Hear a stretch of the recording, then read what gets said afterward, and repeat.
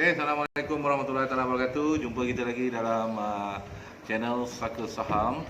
uh, Kita nak cerita pasal our market index punya direction lah. Sudah cuti berapa hari ni? Senin, Selasa, besok Rabu. Besok market akan buka balik semula. Kemana arah indeks kita? Untuk kajian kita, analisa kita untuk minggu ni, kita nak lihat ke mana sebenarnya arah indeks kita. Okey, hari Jumaat itu hari indeks kita close dekat 1436. 1436 Seperti direction yang abang bagi sebelum ni, abang mengatakan bahawa 1400 merupakan satu critical support yang perlu dilepasi ataupun dijaga oleh para trader supaya indeks kita tidak bocor di bawah 1400. Dia bocor, tapi dia dapat naik kembali dan melepasi 1400. Kali ini dia tutup pada 1436. Okey, 1436. Kalau ikut dekat pada kita punya Fibo 50% retracement Fibo, 1414 berada dalam keadaan 50%. So sekarang ni dia 1436. So ke mana arahnya selepas ini? Sama ada dia turun ke bawah ataupun dia terus mendaki dan membuat satu lagi tahap yang lebih tinggi. Okey, tak kira lah ke mana dia nak pergi, sebab kita hanya mampu menganalisanya. Sama ada dia tepat ataupun dia betul ataupun dia salah, itu adalah kehendak Allah juga kan. So sebagai seorang teknikal analisa, kita melihat ataupun kita trade apa yang kita lihat.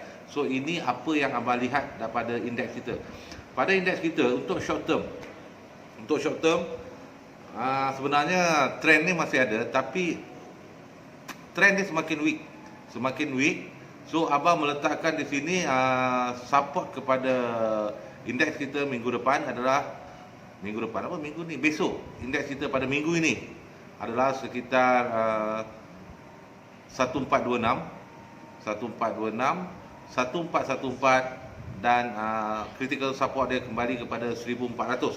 Itu kalau indeks kita pada short term, sebab kita katakan short term indeks kita berada dalam keadaan sedikit weak, walaupun dia mempunyai trend, masih lagi mempunyai trend, tetapi dia sedikit weak. Kalau dia drop 1426, dia punya first support, second support 1414 dan last support itu 1400. Kalau dia break 1400 ke bawah, tak syok lah kita punya indeks kan. Tapi macam mana pun melihat kepada regional punya indeks pada hari ini dan bursa Dow Jones pun kita lihat ada kenaikan dalam indeks hari ni lah, malam ni wallahualam.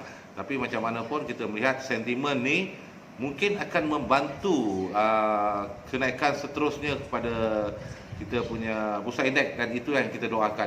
Okey, kalau dia terus mendaki, abang rasakan yang indeks kita akan bergerak sekitar yang terdekat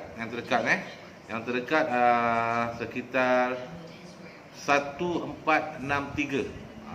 1463. Mungkin dia akan test 1463.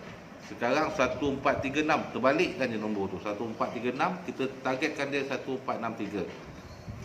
Ini bukan ilmu terbalik lah, cuma kalau teknikal analisa dia, apa yang abang tadi, itulah dia 1463. Dan ultimate yang kita nak adalah lebih kurang 1500. Tak kira abang 1501 ataupun 1502. Itu yang kita nak pada indeks kita. Kalau momentum ni terus mendapat sokongan daripada market. So macam mana pun itu tadi kita punya direction, counter direction index kita. Walau bagaimanapun kita tetap trade dengan berhati-hati. Sebagai pelabur, abang tadi dah tunjukkan macam mana sebagai pelabur Muslim apa perlu yang kita ada. So kita kena sentiasa berhati-hati. Yang penting kita berair lagi je kucing abang ni. Yang penting kita kena ada ilmu, kita kena ada usaha dan kita kena ada tawakal. Semuanya atas kehendak Allah. InsyaAllah kita doakan yang terbaik pada semua trader kita dan semua pelabur kita.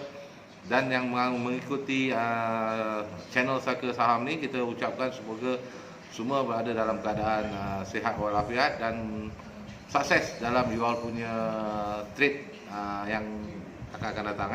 Okey, itu dah tadi kita punya direction sekitar kita punya direction index untuk minggu inilah. Assalamualaikum, insya-Allah kita berjumpa lagi.